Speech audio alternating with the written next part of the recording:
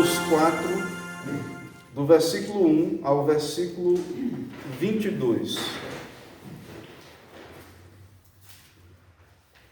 A palavra do Senhor nosso Deus nos diz assim: Falavam eles ainda ao povo quando sobrevieram os sacerdotes, o capitão do templo e os saduceus, ressentidos por ensinarem eles o povo e anunciarem em Jesus a ressurreição dentre os mortos, e os prenderam, recolhendo-os ao cárcere, até o dia seguinte, pois já era tarde. Muitos, porém, dos que ouviram a palavra a aceitaram, subindo o número de homens a quase 5.000. No dia seguinte, reuniram-se em Jerusalém as autoridades, os anciãos e os escribas, com o sumo sacerdote Anás, Caifás, João, Alexandre e todos os que eram da linhagem do sumo sacerdote. E pondo-os perante eles, os arguíram: Com que poder ou em nome de quem fizestes isto? Então Pedro, cheio do Espírito Santo, lhes disse: Autoridades do povo e anciãos, visto que hoje somos interrogados a propósito do benefício feito a um homem enfermo e do modo por que foi curado, tomai conhecimento, vós todos e todo o povo de Israel, de que em nome de Jesus Cristo, o Nazareno, a quem vós crucificastes e a quem Deus ressuscitou dentre os mortos, sim, em seu nome é que este está curado perante vós. Este Jesus é a pedra rejeitada por vós, os construtores, a qual se tornou a pedra angular. E não há salvação em nenhum outro, porque abaixo do céu não existe nenhum outro nome dado entre os homens pelo qual importa que sejamos salvos. Ao verem a intrepidez de Pedro e João, sabendo que eram homens iletrados e incultos, admiraram-se e reconheceram que haviam eles estado com Jesus. Vendo com eles o homem que fora curado, nada tinham que dizer em contrário, e mandando-os sair do sinédrio, consultavam entre si, dizendo: Que faremos com estes homens? Pois, na verdade, é manifesto a todos os habitantes de Jerusalém que um sinal notório foi feito por eles, e não o podemos negar. Mas para que não haja maior divulgação entre o povo, ameacemo-los para não mais falarem neste nome, a quem quer que seja.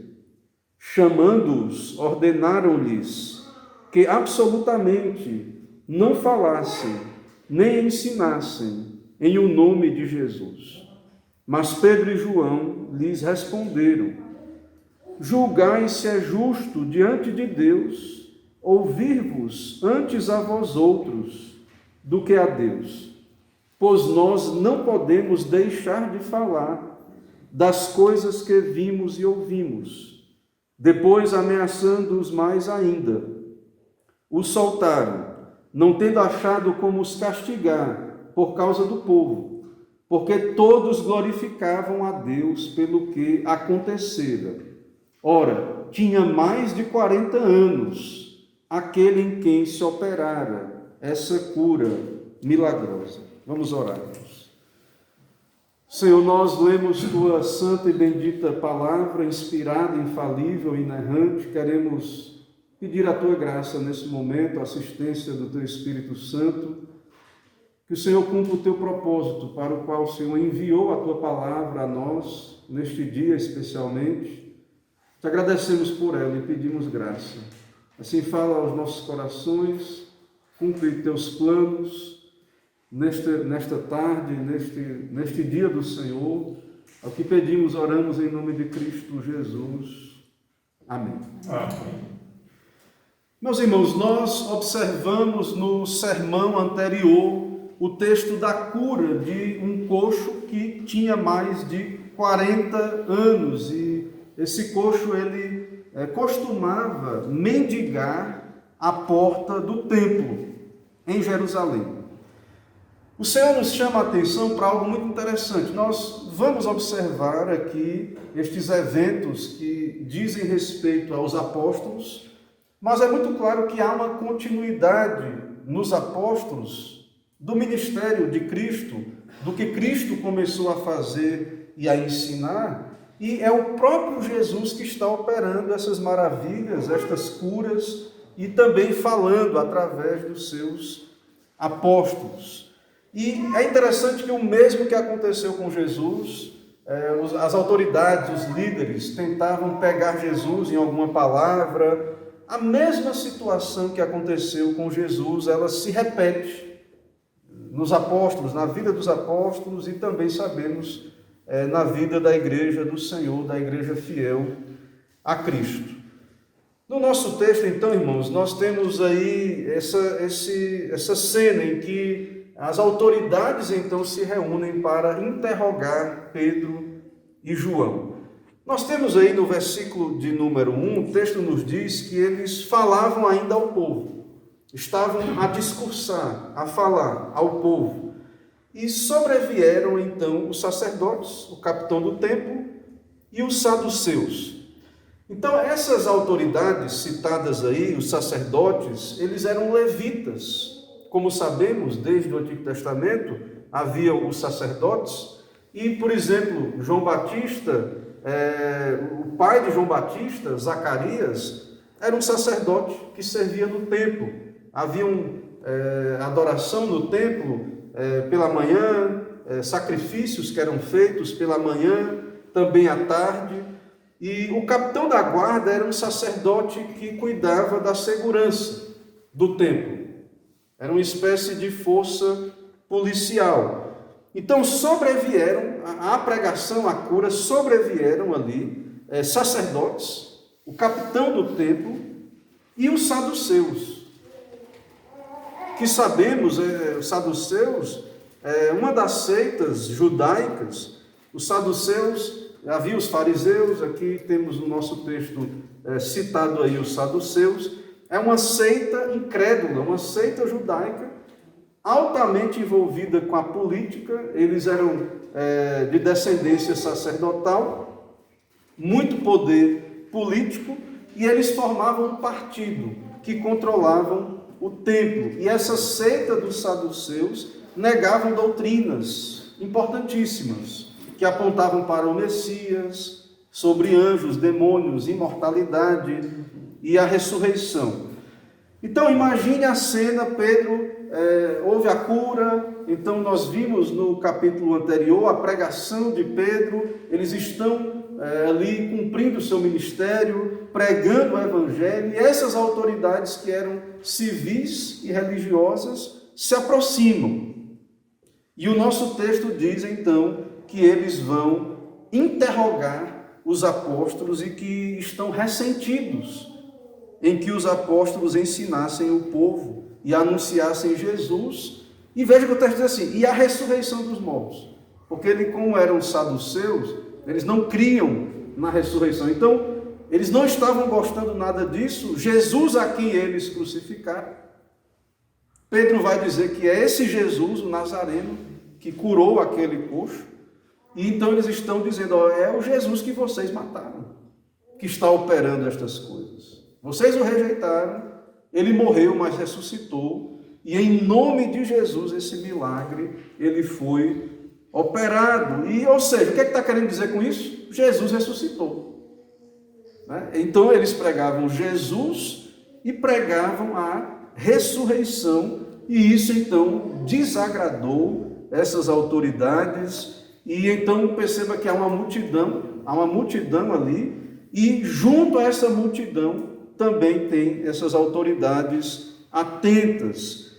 Então, eles estão preocupados com a doutrina. E veja a importância da doutrina. Os apóstolos, então, pregam uma doutrina. Eles creem em Jesus, eles creem na ressurreição, eles têm um sermão aí é um resumo do sermão, tudo indica o que Lucas registra no livro de Atos, são os pontos principais do sermão. No caso de Pedro, possivelmente tanto Pedro quanto João pregaram nesse dia. Então eles estão pregando, estão a pregar, e as autoridades barram a pregação. E como que prendem os pregadores, barram a pregação, que é uma reunião pacífica. Qual o crime que está acontecendo aqui? Um homem foi curado, 40 anos coxo mendigando. Homens, então, cheios do Espírito Santo, estão pregando Jesus, que curou, acabou de curar um homem. Qual é o crime? Por que barrar essa pregação? Por que não deixar a pregação continuar? Mas veja que eles não gostam da doutrina, não gostam da ideia de que é em nome de Jesus, a quem eles crucificaram, que essa mensagem está sendo pregada, eles não gostam disso. E também tem outra coisa: quem deu autoridade a Pedro e João? Quem é Pedro e João? Pescadores, homens incultos, homens que não têm formação, não são rabis, não são mestres. Quem são vocês, Pedro e João? Quem vocês pensam que são? Pedro e João, para ensinar a Israel. E que doutrina é essa? Então, é uma série de questões que incomodam as autoridades religiosas. De fato, irmãos, eles estão ressentidos. Percebemos aí no verso 1 que eles são mestres, e o mestre em Israel, ele é uma figura de autoridade respeitada. Os mestres, os rabis, eles eram treinados, eles eram pessoas cultas. Cristo, então, é um mestre, e ele ensinava como quem tem autoridade, também foi perseguido ali no seu tempo. E agora, então, nós temos os apóstolos sendo questionados, debaixo da autoridade de quem pregava. No caso de Jesus, o Deus homem, o Deus encarnado, ele de fato, com toda a autoridade, ninguém poderia resistir, ou pôde resistir à pregação de Jesus. Mas quem é Pedro e João? E mais ainda, veja que no texto eles falam abertamente que é o nome de Jesus a quem vós crucificastes. Verso 10, veja o verso 10. Tomai conhecimento, vós todos e todo o povo de Israel, de que em nome de Jesus Nazareno, é o Jesus, o Nazareno, a quem vós crucificastes, e a quem Deus ressuscitou dentre os mortos. Sim, em seu nome é que este está curado perante vós. Então, além de tudo isso, os apóstolos então estão apontando o pecado das autoridades religiosas, certo? Um ensino contrário ao deles, que não cria ressurreição, e também estão pregando, falando dos seus pecados e tudo mais. Então, o seu ensino era contrário aos saduceus. Havia um partido dos fariseus que cria em ressurreição e em anjos, né? O José de Arimateia e Nicodemos pertenciam a esse partido. Há várias evidências de que se converteram a Cristo. Mas, meus irmãos, negar a ressurreição é ir contra o Evangelho, é ir contra o Evangelho, negar a ressurreição. E anula qualquer possibilidade de salvação. Nós estávamos aqui trabalhando sobre o resumo do conhecimento salvífico, aqui antes do culto, na escola dominical. Então perceba a importância dessas doutrinas na palavra de Deus e da importância desse conhecimento. O Espírito Santo, Deus, usa a pregação, a instrução, a doutrina, para então converter pecadores, chamar pecadores para si, para aplicar o remédio da redenção. Então, a negação da doutrina da ressurreição é algo gravíssimo. E quem eram esses que negavam a ressurreição? Esses que eram ímpios, esses que coordenaram os eventos que acabaram por ocasionar a morte de Cristo. E agora eles observam que uma multidão está ouvindo os apóstolos e a mensagem do crucificado, daquele que morreu e ressuscitou. Eles estão ensinando em o nome do Senhor.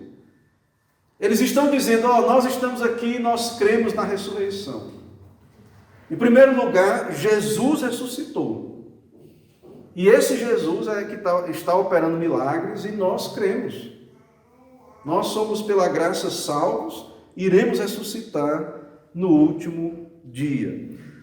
No verso 4, irmãos, e no verso 5, diz que muitos ouviram a palavra e aceitaram. Vejam, estão cumprindo o seu ministério, subindo o número de homens a quase 5.000.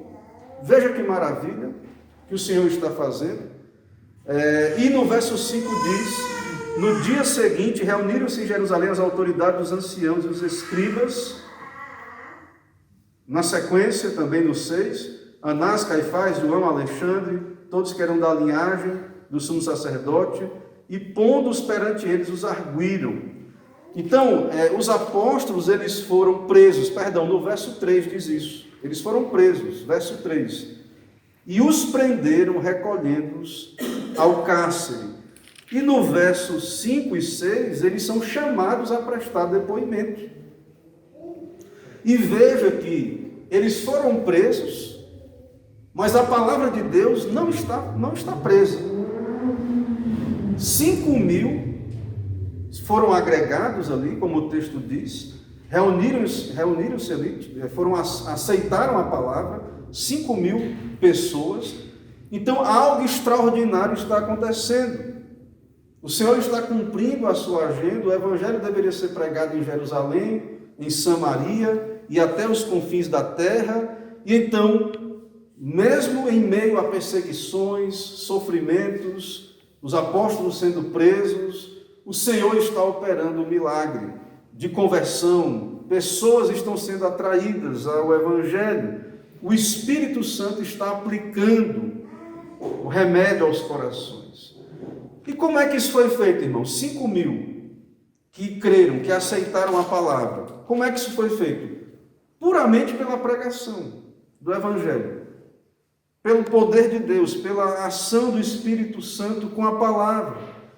Então, esses pescadores, originalmente de peixes, jogaram as redes.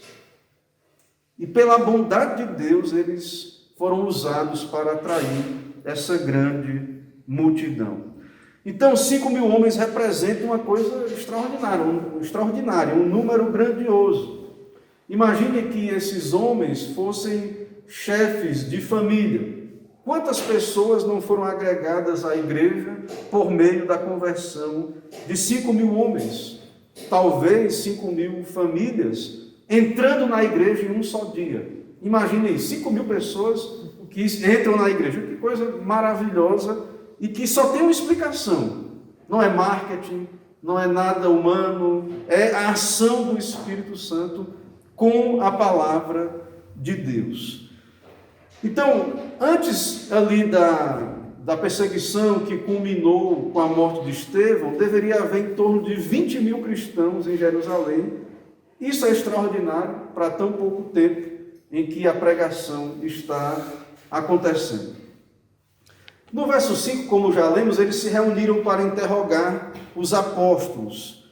E perceba que está acontecendo o que aconteceu com Jesus, um tribunal. O mesmo tribunal que condenou Cristo, então, agora está reunido para interrogar os apóstolos. Eles tinham poder político. Não era comum pena de morte. Eles possuíam poder político. O Sinédrio, haviam ali 72 pessoas, líderes. Os saduceus eram o partido mais forte. E todos então ali em Jerusalém, todos estavam em Jerusalém, essas 72 autoridades, e podiam rapidamente ser convocadas para reunir o Sinédrio, então, conduzir esse interrogatório aos apóstolos. Um dos sacerdotes, aí citado no verso 6, é Anás. certo? Anás era saduceu e sumo sacerdote. E então, esse partido dos saduceus é o partido que fortemente se opõe aos apóstolos.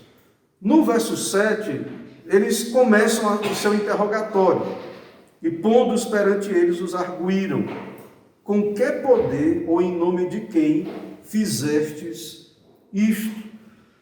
Então, veja, irmãos, uma cura é feita, um benefício, um homem que tinha 40 anos mendigando, agora está curado, e não apenas curado, salvo, porque nós sabemos que a ideia de cura no Evangelho e várias curas tem a ver com a salvação completa ali, e esse homem certamente se converteu pela graça de Deus a Cristo, ao Evangelho. Então agora uma corte vai interrogar os apóstolos por um bem, por um benefício. Então eles estão preocupados porque é o nome de Jesus que está sendo pregado, e eles inclusive perguntam: em nome de quem fizestes isso? Veja no verso 7 a pergunta: com que poder ou em nome de quem fizestes isto? E a partir daí vem a resposta de Pedro, explicando exatamente em nome de quem eles fizeram isso. Então, isso cria uma oportunidade de defesa. E o texto diz no verso 8 em diante, que Pedro não apenas falou, mas ele falou cheio do Espírito de Deus. Então, a promessa do Espírito Santo continuou com a igreja. Cristo havia dito aos apóstolos: não se preocupem quando vocês forem levados aos tribunais, não se preocupem com o que haverão de dizer, não fiquem preocupados, porque não são vocês que falam, é o Espírito Santo que fala em vós. Então, Pedro começa dizendo que, vocês, visto que são os interrogados por uma cura, Pedro começa dizendo assim: vocês estão nos interrogando por causa de um benefício, de uma cura que está sendo efetuada. Isso é, de fato, irmãos, é um absurdo que seja feito dessa maneira, que essas coisas sejam assim. Então, a defesa de Pedro, ela parte desse princípio. Veja que é algo absurdo. Quem poderia condenar alguém que praticou um ato bom? Então, o Senhor, através do seu Espírito, deu intrepidez, autoridade aos apóstolos, e eles estão dizendo o seguinte: o Jesus rejeitado e morto por vocês. Veja que coisa maravilhosa, irmãos.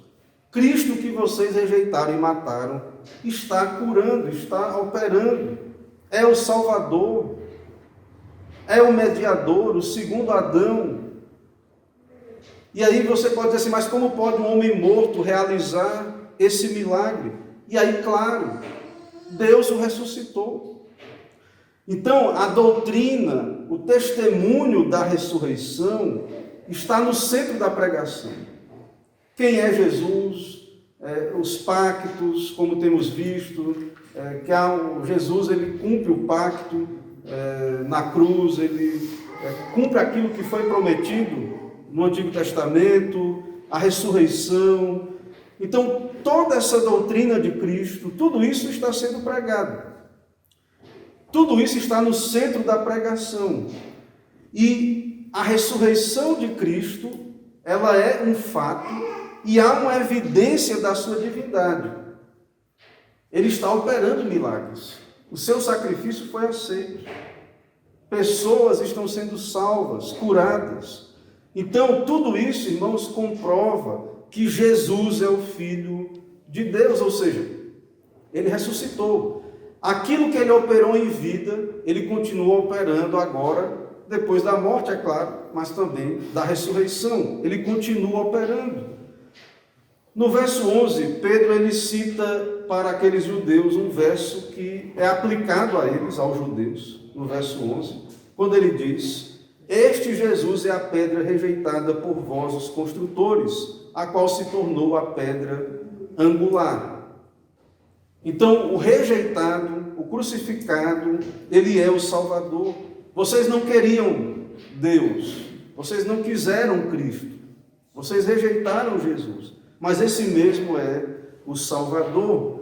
E não há salvação em nenhum outro, porque abaixo do céu não existe nenhum outro nome dado entre os homens pelo qual importa que sejamos salvos. Então, há uma ressurreição, essa ressurreição é por meio de Jesus, e não há nenhum outro Salvador, não há. E Pedro está dizendo assim: vocês cumprem esse salmo, vocês são aqueles que rejeitam a pedra angular, vocês judeus rejeitaram Jesus.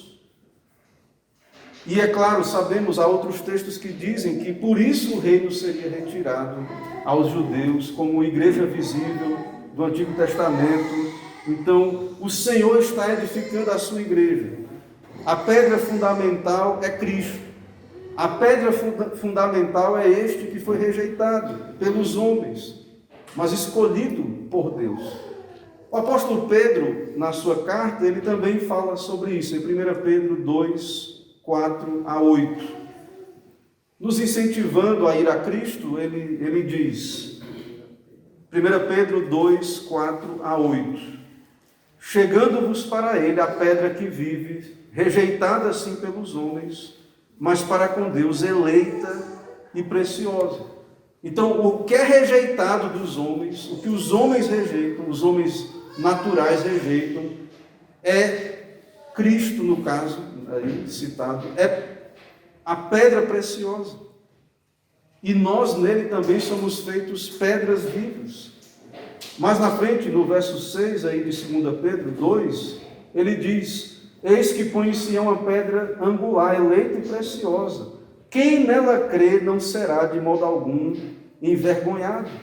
Quem crê nessa pedra rejeitada, quem crê em Jesus é salvo. Quem crê em Jesus tem a vida eterna. Mas quem rejeita, tropeça na pedra. É o que Pedro vai dizer. Sendo desobedientes, para o que também foram postos. Então, veja que esses que estão barrando a pregação, esses que estão impedindo que o nome de Jesus seja pregado, são autoridades religiosas, que deveriam eles apontar para Cristo, que deveriam eles, então, serem aqueles que cuidam do bem da alma das pessoas, que deveriam se alegrar com uma cura, se alegrar com o anúncio de Jesus. Então, é isso que vemos em nosso texto, e que o nome de Jesus, então, ele é o próprio Cristo, revela quem Cristo é, e nós temos, então, que pregar esse caminho. Não há nenhum outro nome dado aos homens pelo qual possam ser salvos. Não há outro caminho.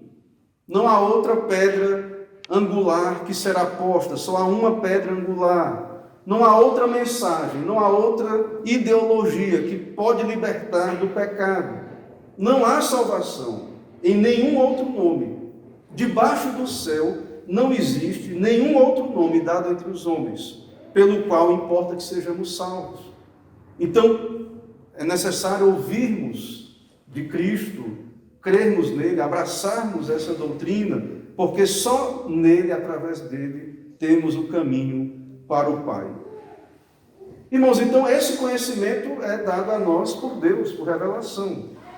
Esse conhecimento nos é dado por meio do Evangelho. A salvação vem de Deus. Ele nos deu o seu Filho. Ela é real, ela é possível. O remédio, ele é real, ele existe, ele foi preparado desde a eternidade. Ele nos é dado o remédio. Cristo conquistou esse direito pela sua obra na cruz do Calvário. Então, esses homens estão pregando esse remédio, esse evangelho, e a conexão entre os apóstolos e Cristo é muito forte, é inegável a conexão. No verso 13 você vai ver isso. Eles percebem isso. Ao verem a intrepidez de Pedro e João, sabendo que eram homens iletrados e incultos, admiraram-se e reconheceram que haviam estado com Jesus. Então, para estes homens, pescadores, a eloquência, a doutrina, também a ousadia, a intrepidez, os frutos de sua pregação, eles não têm treinamento formal, eles não têm renome em Israel, mas o Senhor os levantou. O Senhor está usando estes homens. E é algo incontestável. Assim como a morte e ressurreição de Cristo, assim como a cura do coxo, também que estes homens incultos estejam pregando Cristo é algo incontestável, a ação de Deus por meio deles. Isso é tão incontestável que, do verso 15 em diante, eles pedem para os apóstolos sair, para eles conversarem entre si, o Sinédrio, o 72. Certo? No verso 15, mandando sair do Sinédrio, consultavam entre si. Aí veja o que eles dizem entre eles, as autoridades. Verso 16. Que faremos com estes homens? Pois, na verdade, é manifesto a todos os habitantes de Jerusalém que um sinal notório foi feito por eles, e não podemos negar. Olha, perceba, irmãos, a grandeza do poder de Deus e como o pecador não quer Deus e é indesculpável. Eles estão diante de uma situação, eles crucificaram Cristo, o mesmo Cristo ressuscitou, está sendo pregado, um milagre é feito, os apóstolos estão ali, e eles estão dizendo, não temos como negar essa realidade. O que é que restou para eles no verso 17? A única solução que restou, não podendo negar o milagre que foi feito, é determinar, vocês não podem pregar esse nome aqui. Eles não queriam que o nome de Jesus fosse pregado. Parem de falar nesse nome. Mas, meus irmãos, essa é a mensagem dada a nós, a revelação nos dada do Evangelho. Essa é a mensagem cristã, da ressurreição. Cristo vive, reina. Nós vivemos em Cristo, seremos ressurretos com Cristo. E a ordem dessas autoridades coloca os apóstolos numa situação em que eles vão obedecer a Deus ou aos homens. Então, claro, isso não pode ser assim, os apóstolos não podem aceitar. Veja que no verso 18 eles dizem o resultado da conferência deles. Chamando-os, ordenaram-lhes que absolutamente não falassem nem ensinassem o nome de Jesus. Deram ordem, não preguem, não ensinem em nome de Jesus. Autoridades civis de Israel. Pedro diz, julgai se é justo diante de Deus, ouvir-vos antes a vós outros do que a Deus. Só o Senhor é a autoridade suprema. O Estado está debaixo da autoridade de Cristo. O Estado, ele é servo de Cristo e não pode nos ordenar algo que seja contrário à palavra de Deus. Então, o caso, ele é encerrado no sentido em que o milagre foi feito, ele é incontestável, o homem tinha mais de 40 anos, e os apóstolos não podem deixar de falar, de pregar. No verso 20, eles dizem isso. Não podemos deixar de falar. Mas no 21, eles continuam ameaçando ainda mais, e os soltaram, não tendo achado como os castigar. Só não açoitaram, puniram, talvez mataram, porque era evidente que eram homens inocentes. Um milagre foi feito. Não havia como resistir isso. Irmãos, diante de tudo isso, quero ainda trazer algumas aplicações. A lei dos homens não está acima da lei de Deus. E as autoridades estão debaixo do Senhor. Elas devem agir como servas de Deus. E nós, como cristãos, nós respeitamos as autoridades, mas nós não podemos obedecer ordens antibíblicas. E principalmente no que diz respeito à nossa fé, nós cremos, e a nossa vida de fato depende disso, nós sabemos que a nossa vida está em Cristo e no seu Evangelho, e nós temos que falar daquilo que o Senhor tem nos dado, daquilo que temos recebido e ouvido da parte do Senhor. Então, há um caso aqui em que a desobediência civil, ela é o dever nosso, cristão, obedecer a Deus antes que aos homens. E perceba que a pior coisa para as autoridades, a pior desobediência a Cristo dessas autoridades é quando eles resistem à pregação do Evangelho. E com isso, eles não estão perseguindo a homens, mas ao próprio Cristo. Então, este sinédrio, esta reunião, é contra Cristo, é contra o Evangelho de Cristo, é contra o Messias, o Rei ungido do Senhor. Então, as autoridades do nosso tempo também, esse mundo secular que não reconhece a igreja, que persegue a igreja, que para eles é como se a igreja não existisse, não há valor algum no que fazemos.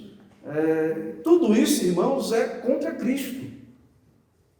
Tudo isso é a rejeição do nosso Rei, o Senhor Jesus. Então, nós precisamos permanecer firmes, ter sabedoria, discernimento da nossa posição, reconhecer as autoridades quando agem corretamente, mas saber que há limites e há situações em que a autoridade de Cristo deve sobressair, a autoridade de Deus sobre as nossas vidas. Então precisamos estar atentos às resoluções, às leis que são criadas, e precisamos orar para que o Senhor abra portas à pregação do seu Evangelho, que nada venha barrar, que nenhuma lei, que nenhuma ideologia, que nada venha barrar a pregação do Evangelho. Tem países em que isso é proibido, a pregação, nós sabemos disso. Por exemplo, eu tive a notícia que no Brasil está aumentando essa barreira à pregação do Evangelho. Eu ouvi falar que há uma lei que estão tentando proibir, ou se não, já proibiram a pregação em presídios, por exemplo, onde há uma necessidade, como todo lugar, mas especialmente da pregação do Evangelho, e nos colocando numa situação de grande dificuldade.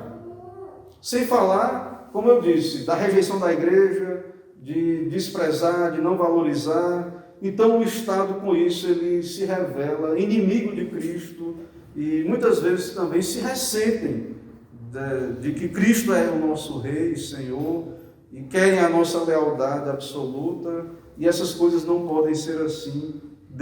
Jesus é o Senhor, é o nosso Senhor e Salvador. E nós vimos também aqui no nosso capítulo, no texto, a importância de que a doutrina seja pregada. As verdades, a ressurreição, o conhecimento de Cristo, o conhecimento salvífico. O Espírito Santo usa a pregação para converter. 5.000 foram agregados à igreja, e o texto diz que aceitaram. O texto, na verdade, diz que subindo o número de homens a quase 5.000. Subiu o número a quase 5.000. Então, corrigindo juntamente com os outros que haviam já se convertido. Pela graça de Deus foram convertidos. Então, nós precisamos entender isso, irmãos. É necessário pregar o Evangelho, e o Senhor então faz essa obra de conversão. Também é necessário a obra do Espírito, que é quem aplica esse Evangelho. Então, sim, nós cremos e sabemos que a igreja, ela tem o Espírito Santo, e nós precisamos orar para que o Senhor nos capacite, nos dê esse enchimento do Espírito Santo, para que aproveitemos as oportunidades que o Senhor coloca no nosso caminho. Então, cada um de nós, o Senhor nos dará oportunidades. Talvez em meio à contradição, à perseguição. Então, nós precisamos orar pelos pregadores públicos, os pastores, mas orar, irmãos, por cada um de nós, para que, ao ser dada a oportunidade, nós tenhamos coragem, nós tenhamos intrepidez, para que nós não nos calemos, para que nós não nos conformemos e como igreja, nos mantenhamos numa posição de estarmos isolados ou sem cumprir a nossa vocação de pregação. E para isso, é claro, nós vimos aqui no nosso texto que há de fato uma perseguição, um custo desse discipulado, de seguir a Cristo, A salvação é pela graça, não é por obras ou por méritos, mas há então uma consequência, um custo desse discipulado, e há mártires, aqueles que foram presos, outros mortos, e a tirania então, estados tiranos e contextos como este aqui, nos colocam nessa situação de sofrer pelo Evangelho. Isso é uma grande graça, uma oportunidade que o Senhor nos dá. Não somos dignos de padecer por Cristo Jesus, mas nós vemos que é isso que acontece. Então, há uma tentativa de barrar, mas na frente veremos outros casos de martírio, prisões e outras coisas que acontecem com a igreja. Então, irmãos, que o Senhor nos ajude a ter esse conhecimento, essa experiência salvífica, que outros que ainda não creram, nós no caso, que já cremos, continuar nos apegando a essas verdades, que só há um caminho, que todas as bênçãos vêm a nós por meio de Cristo apenas, da sua morte e sua ressurreição, e aqueles que ainda não creram, que possamos orar para que esse Evangelho seja pregado, e que o Senhor possa retirar qualquer impedimento, qualquer barreira à pregação do Evangelho, e que a igreja possa cumprir a sua missão com ousadia, com intrepidez. Que o Senhor nos ajude então, que o Senhor aplique a sua palavra aos nossos corações. Vamos orar, vamos ficar em pé, irmãos, e vamos fazer a oração de despedida. Em seguida impetrarei a bênção apostólica e depois cantaremos a doxologia. Oremos então. Senhor, nós te bendizemos nesse dia do Senhor, por poder meditar nesse texto e ver os grandes feitos do Senhor ali na igreja primitiva, e que o Senhor deu graça ao teu povo, ó Deus, a pregar o teu Evangelho e salvar tantas almas e operar milagres extraordinários. Ó Deus, sustenta a tua igreja em todos os tempos. Especialmente pedimos pela pregação do Evangelho em nossos dias.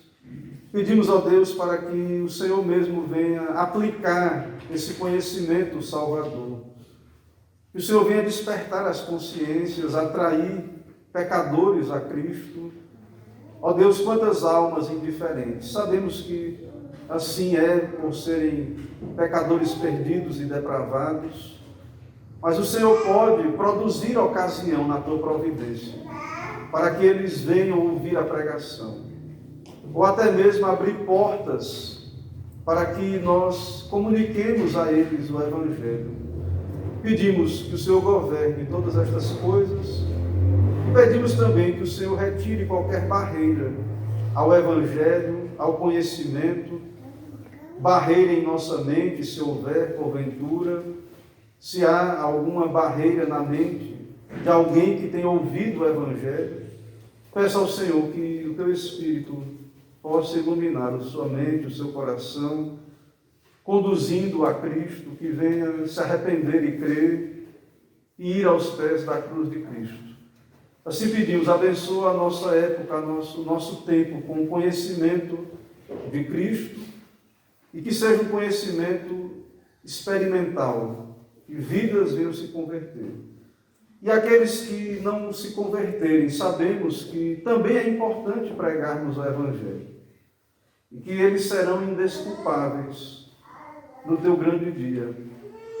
Por isso, ó Deus, pedimos, seja glorificado também nessa rejeição, nos dá sabedoria para lidarmos com isso, com as barreiras, com as perseguições, e saber que também haverão aqueles que não virão. Está no teu controle, só virão aqueles que o Senhor chamar eficazmente, aqueles que o Pai deu ao Filho. Assim nos dá também confiar no Senhor e poder estar contentes em saber que a tua vontade sempre se cumprirá. Nos dá a tua bênção, nos dá uma semana de paz, nos leva em paz e dá-nos viver o teu Evangelho todos os dias. É o que pedimos, oramos em nome de Jesus. Amém.